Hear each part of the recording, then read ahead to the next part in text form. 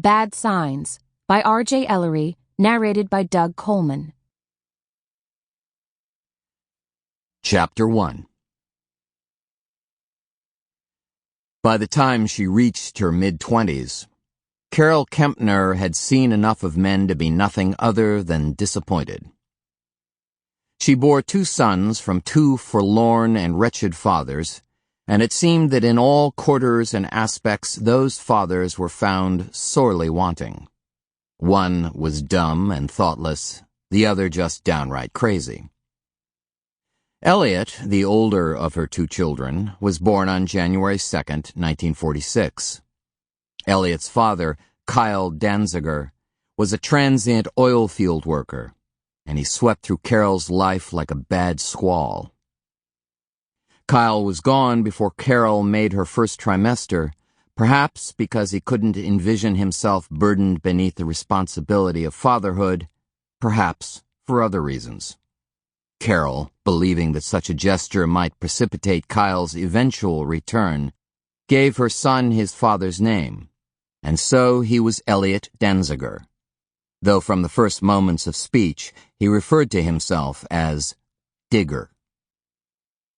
How Clarence, the second and younger of her sons, came to be was a thing all its own. His conception, merely 8 months after Carol's delivery of Elliott, occurred in a moment of drunken awkwardness that was regretted immediately. That was indeed a low point, but things didn't improve much from then on. Suffice to say that the boy's childhood was grounded hard in violence and madness. Just to begin with, Clarence's father, Jimmy Luckman, killed Carol stone dead on a cool winter's morning while both Clarence and Elliott looked on. Clarence was 5 by this time, Elliott a year and 5 months older. Jimmy was busy getting drunk. Carol, however, had set her mind to leaving once and for all. Perhaps she was simply exhausted with the disappointment. Or maybe she believed such an action would serve the boys well in the longer run of things.